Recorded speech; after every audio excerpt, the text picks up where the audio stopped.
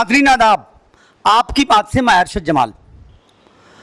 मऊ की सरजमीन गो के बुनकरों की सरजमीन है, लेकिन यहाँ के अगर मशहूर जो घराने हैं या जो खानवादे हैं उनमें अगर गृहस्थ फैमिली का नाम न लिया जाए तो शायद मऊ का नाम पहचानने में दिक्कत होगी।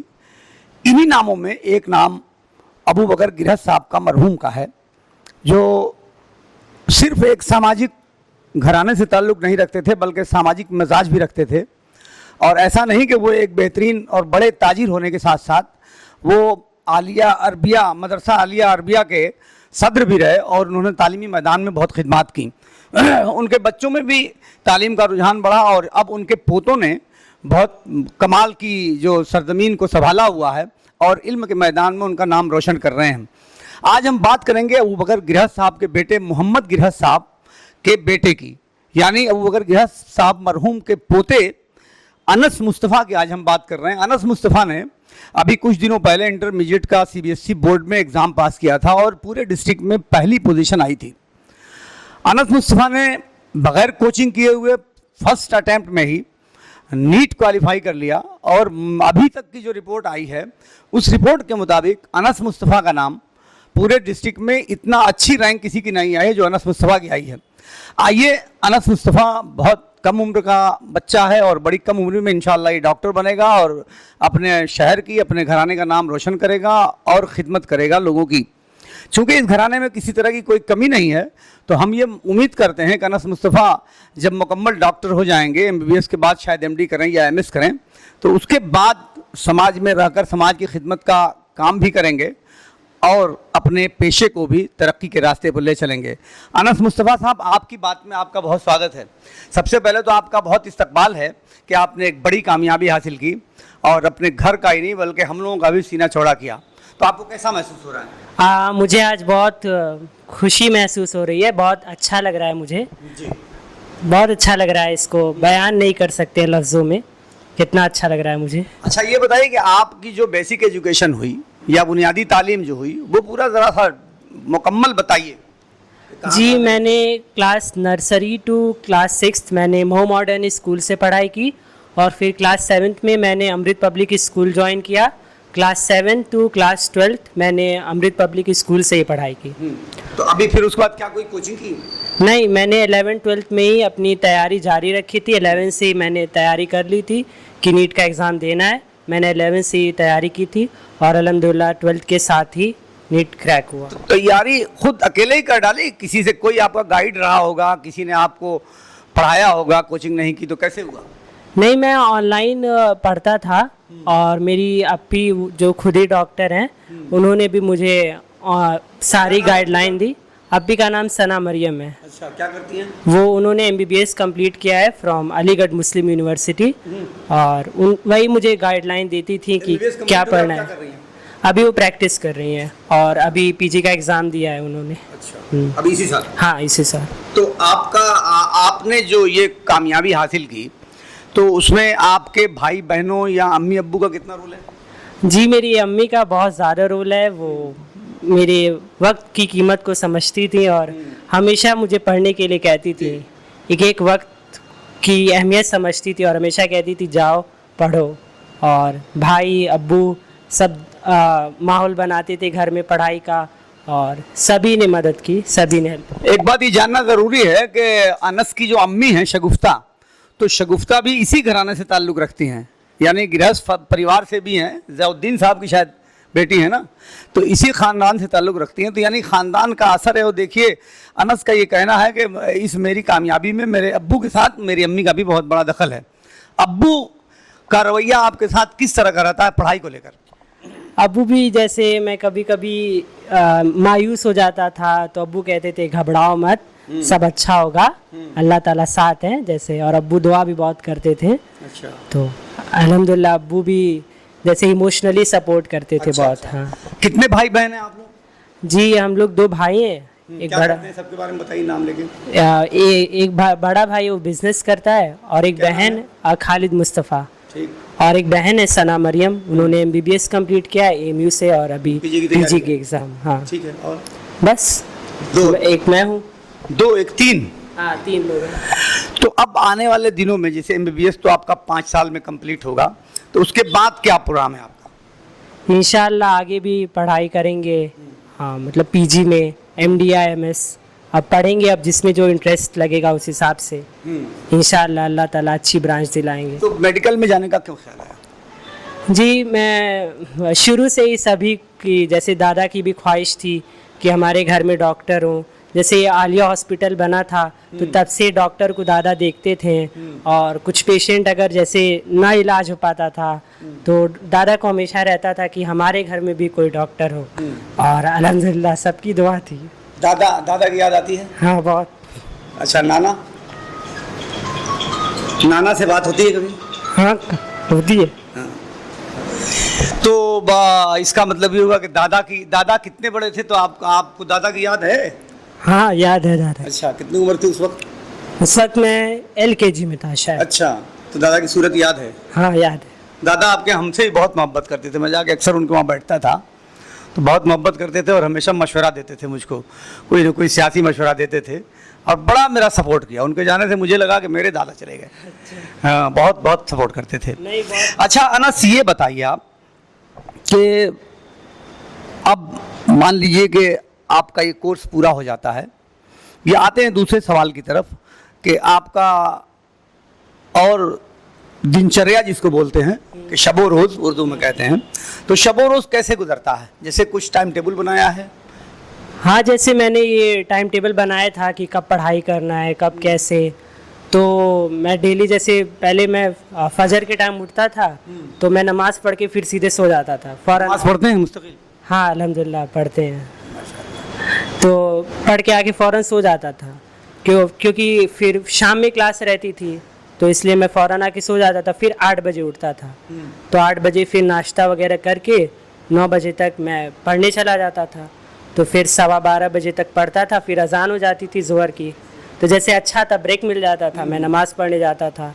नमाज़ पढ़ के आके फिर खाना खाता था, फिर थोड़ा रेस्ट लेता था, फिर 2 बजे तक, यही 2 सवा 2 बजे तक मैं पढ़ने चला जाता था।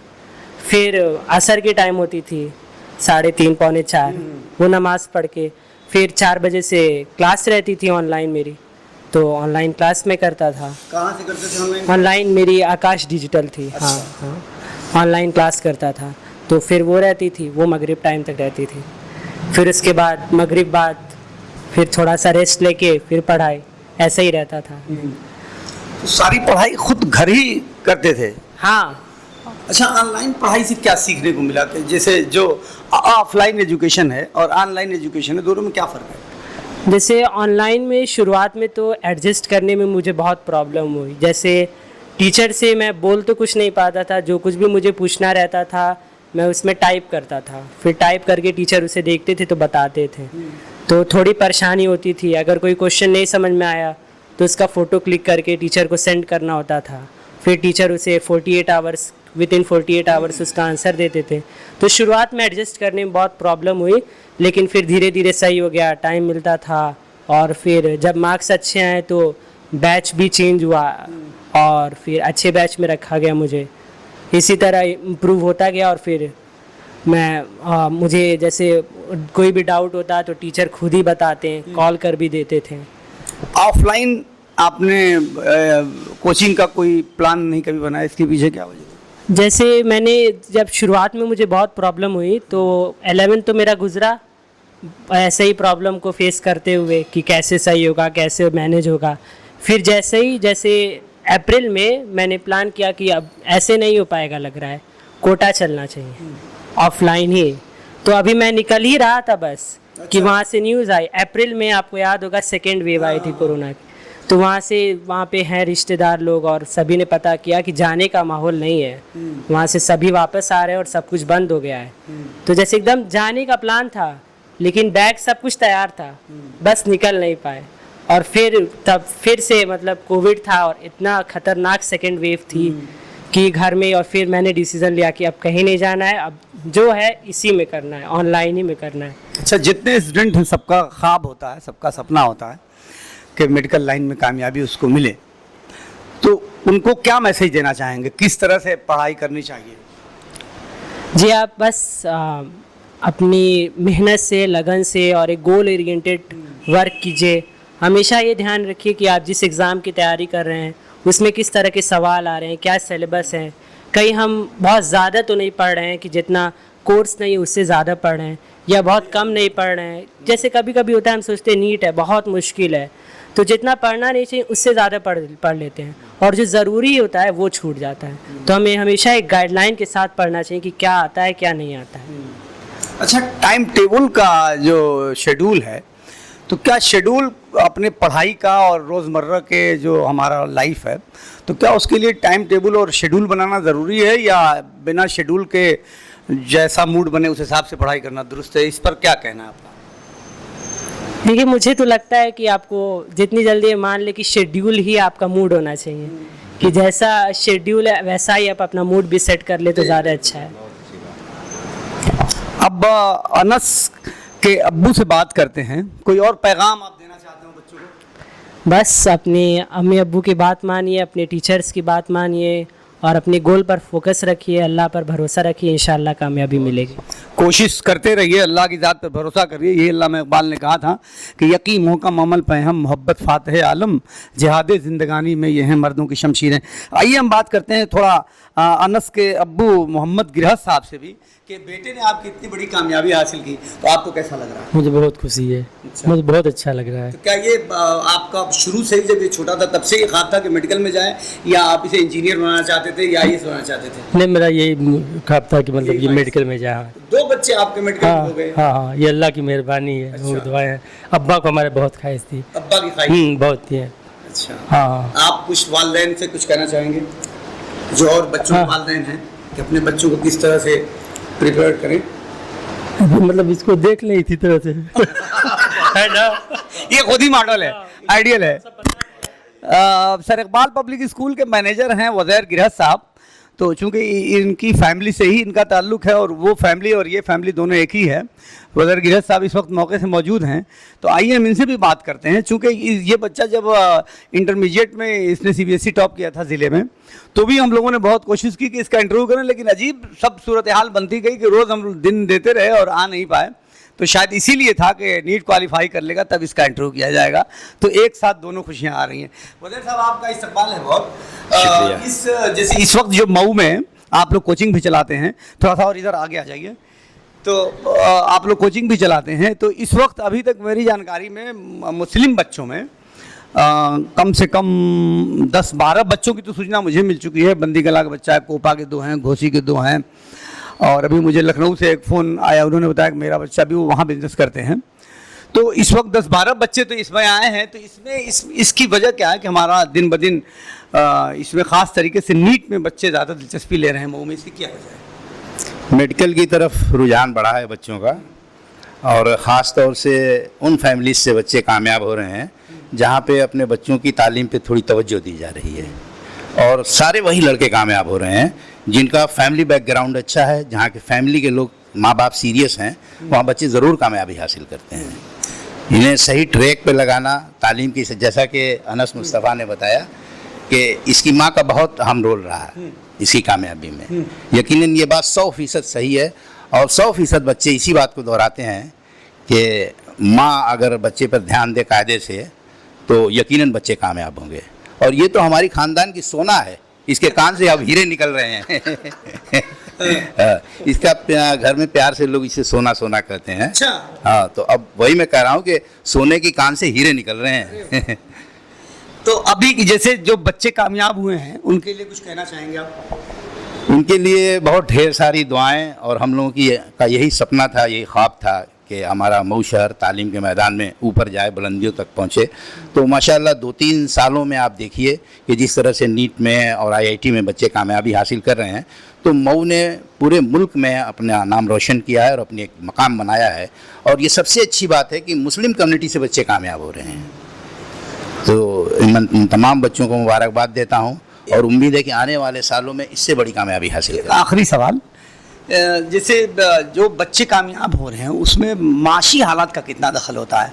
कि जैसे घर परिवार अगर खुशहाल है, मान लो कि ये परिवार तो बहुत खुशहाल है, लेकिन जो लोग कमज़ोर हैं उनके लिए क्या मशवरा है? देखिए, जो लोग कमज़ोर हैं, मैं समझता हूँ कि माल रुकावट नहीं बनता। मुखय्यर हजरात की मऊ में कमी नहीं है, और बहुत सारे ऐसे लोग हैं जो हम लोगों से रब्ता भी करते रहते हैं कि अगर बच्चा ज़हीन है, उसके अंदर इतनी सलाहियत है कि वो कुछ कर सकता है, तो बहुत सारे लोग उनको हेल्प करने के लिए हर वक्त तैयार रहते हैं।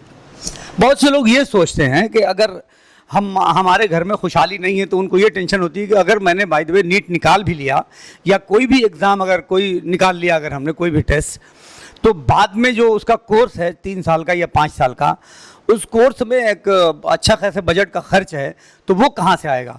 तो मैं ये बात कहना चाहता हूँ कि आप हिम्मत करिए और टेस्ट क्वालिफाई करिए, और 5 साल का खर्च कहाँ से आएगा वो अल्लाह रब्बुल इज़्ज़त ज़रूर मदद करेंगे, और तमाम लोग हैं ऐसे जो मदद करेंगे, लेकिन टेस्ट में कामयाबी हासिल करना बच्चों के लिए ज़रूरी है। अभी आप सुन रहे थे अनस को, आपने सुना, अनस के अब्बू से भी बात हुई।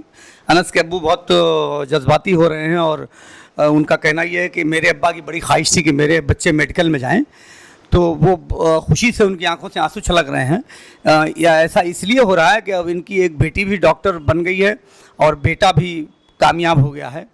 तो आने वाले दिनों में हम ये समझते हैं कि ये लोग मऊ के लिए मशाल राह बनेंगे और एक नया रास्ता दिखाएंगे जो तालीम के चिराग को रोशन करेगा। आपकी बात से मैं अरशद जमाल।